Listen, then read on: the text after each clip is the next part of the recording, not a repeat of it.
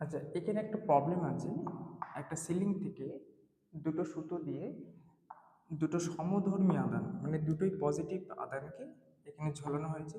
দুটি সমধর্মী আধানকে যদি একটা সিলিং থেকে সেম সুতো দিয়ে ঝোলানো হয় কি হবে, তারা রিপালস করবে। যেহেতু সমধর্মী আধান রিপালস করে একটা ডিস্টেন্স মেনটেন করবে।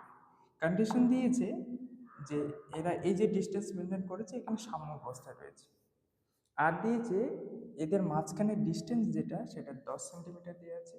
দুটো সুতোরই দৈর্ঘ্য দেওয়া আছে 13 সেন্টিমিটার। আচ্ছা, কোশ্চেনে দেওয়া আছে আর যে দুটো যে চার্জ রয়েছে চার্জের ভ্যালুটা বলে দিয়েছে 3 গ্রাম করে। আমাকে বের করতে হবে সুতোর যে টেনশন অফ দ্য স্ট্রিং সেটা কত হবে, আর এই চার্জের ভ্যালুটাই বা কত হবে।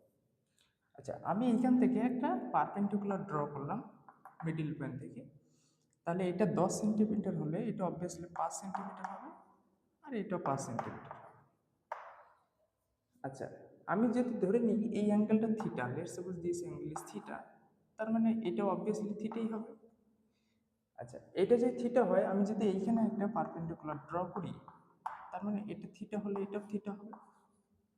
সুতোর টানের জন্য আমার এই যে এই বরাবর এখানে যখন কিউ চার্জ একটা রয়েছে তার মাস দেওয়া আছে, তার মানে এই যে সুতোর একটা টান কাজ করবে, সুতোর টান কোন বরাবর কাজ করবে, এই বরাবর কাজ করবে। তাহলে সুতোর দুটো কম্পোনেন্ট থাকবে, এই বরাবর একটা থাকবে সেটা হচ্ছে টি কস থিটা কাজ করবে, আর এই বরাবর যেটা থাকবে সেটা হচ্ছে টি সাইন থিটা কাজ করবে। যেহেতু চার্জের একটা মাস রয়েছে তাহলে নিচের দিকে একটা এমজি কাজ করবে।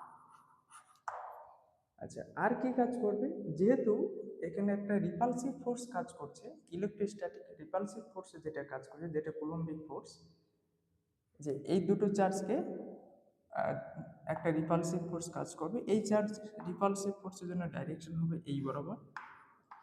এই চার্জটা কোন বরাবর ফোর্স ফিল করবে, এই বরাবর একটা ফোর্স ফিল করবে। এইখানে যে আমরা কম্পোনেন্টগুলো এখানে আমরা ড্র করেছি, সেম ভাবে এখানে আমরা কম্পোনেন্টগুলো ড্র করতে পারি। কন্ডিশন দিয়েছে যে এই সিস্টেমটা ইকুইলিব্রিয়ামে রয়েছে। তাহলে ইকুইলিব্রিয়ামের কন্ডিশন আমি এখান থেকে দুটো কন্ডিশন আমরা বের করব। তাহলে আমাকে বের করতে হবে সুতোর টেনশনটা কত হবে, আর বের করতে হবে যে চার্জের ভ্যালু, এই দুটো চার্জের ভ্যালুগুলো কত হবে। আমি যদি একটা চার্জের কথা কনসিডার করি, সিস্টেমটা যদি ইকুইলিব্রিয়ামে থাকে, এই কিউ চার্জ যদি এখানে ইকুইলিব্রিয়ামে থাকে, তাহলে তার কন্ডিশন কি, টোটাল যেটা নেট ফোর্স মানে এই যে চার্জের ভার্টিক্যাল ডাইরেকশনে যেটা ফোর্স আপওয়ার্ড ডাইরেকশনে আর ডাউনওয়ার্ড ডাইরেকশনে ফোর্স সেটা সমান হবে, আর এই লেফট এবং রাইট হ্যান্ড সাইডের টোটাল ফোর্সের ভ্যালুটা সমান হবে, যাতে টোটাল নেট ফোর্স এর উপর টোটাল জিরো হয়ে যায়। তাহলে আমি এখান থেকে বলতে পারি ইকুইলিব্রিয়াম, যেহেতু ইকুইলিব্রিয়ামে বলেছে, তাহলে আমি এখান থেকে বলতে পারি যে টি কস থিটা ইকুয়াল টু কত বলতে পারি, এমজি। আর কি বলতে পারি, আর বলতে পারি যে T sine theta this is equal to force.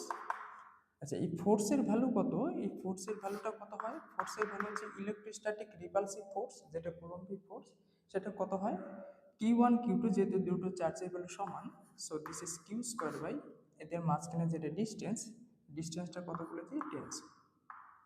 আচ্ছা, এগুলো সব যেহেতু সিজিএস ইউনিটে দেওয়া আছে, এটা একটু খেয়াল রাখতে হবে। সিজিএস ইউনিটে দেওয়া আছে বলে আমরা 1/4 পাই এপসাইলন না লিখে কে লিখলাম, কে এর ভ্যালু সিজিএস ইউনিটে 1 হয়ে যাবে, তাই না? তাহলে এটা ইকুয়েশন নাম্বার 1, এটা ইকুয়েশন নাম্বার 2। আমরা যদি 2/1 করি, তাহলে আমরা কি পাবো, যে এখান থেকে tan theta F over MG,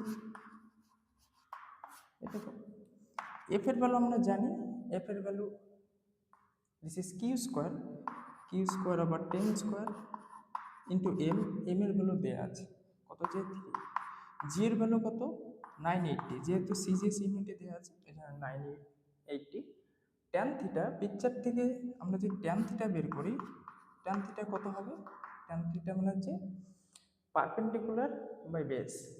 এই যে ট্রায়াঙ্গেলটা এখানে পারপেন্ডিকুলার কত, 5 এবং বেস মানে হচ্ছে এটা, এটা কত হবে, হাইপোটেনিয়াস দেওয়া আছে 13 সেন্টিমিটার, পারপেন্ডিকুলার ডিস্টেন্স দেওয়া আছে 5 সেন্টিমিটার, তার মানে এটা কত হবে, root under 13 square minus 5 square, so 144 root under, so এটা হচ্ছে 12 সেন্টিমিটার। সো যে বেসটা হলো সেটা হচ্ছে দাঁড়ালো হচ্ছে 12, রাইট? তাহলে আমরা সেই ভ্যালুটা যদি বসিয়ে দিই 5/12, তাহলে এইখান থেকে আমরা ক্যালকুলেট করে কিউ এর ভ্যালুটা পেয়ে যাব। তার মানে কিউ এর ভ্যালু কত দাঁড়াবে এখানে? So Q square equal to like 503 into 980 over 12। So Q equal to how much? Root under this. এটাকে যদি আমরা ক্যালকুলেট করি তাহলে কিউ এর ভ্যালু সিজিএস ইউনিটে বেরোবে, this is nothing but 350 ES unit. তাহলে আমরা চার্জের ভ্যালু পেয়ে গেলাম, তাহলে যে একটা চার্জের ভ্যালু বলেছে সেটা আমরা পেয়ে গেলাম। আর টেনশন যে কোনো একটা ইকুয়েশন আমরা বসিয়ে দিলে হয়ে যাবে। আমি যদি ফ্রম ইকুয়েশন নাম্বার 1 থেকে বলি, ফ্রম ওয়ান ইকুয়েশন নাম্বার 1, তাহলে এখান থেকে কত পাবো? T cos theta equal to MG. So T equal to MG over cos theta. M এর ভ্যালু দেওয়া আছে, কত দেওয়া আছে? 3 দেওয়া আছে, এটা 980 দেওয়া আছে। কস থিটার ভ্যালু আমরা এখান থেকে যদি ক্যালকুলেট করি, কস থিটা মানে কি? কস থিটা মানে বেস ওভার হাইপোটেনিয়াস। বেস হচ্ছে 12, হাইপোটেনিয়াস 13। সো দিস ইজ 12, 13টা উপরে চলে যাবে। সো এইখান থেকে তুমি টেনশনটা যদি ক্যালকুলেট করো, 3 ইন্টু 980 ইন্টু 13/12, সো এটার ভ্যালুটা দেবে 3185 এত CGS unit. So this is, তাহলে কিউ চার্জের ভ্যালু হচ্ছে 350 ইএসইউ আর টেনশনের ভ্যালু হচ্ছে 3185 টাইম। এই দুটো কোশ্চেন আমাকে বলেছে।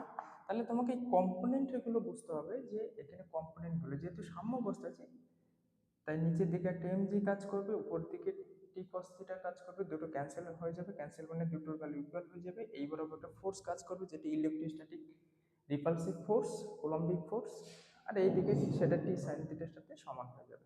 সেম কম্পোনেন্টটা আমরা এটার জন্য অ্যাপ্লাই করতে পারি, তাহলে সেখান থেকে আমরা ইজিলি কিউ অ্যান্ড টিটা বের করতে পারি।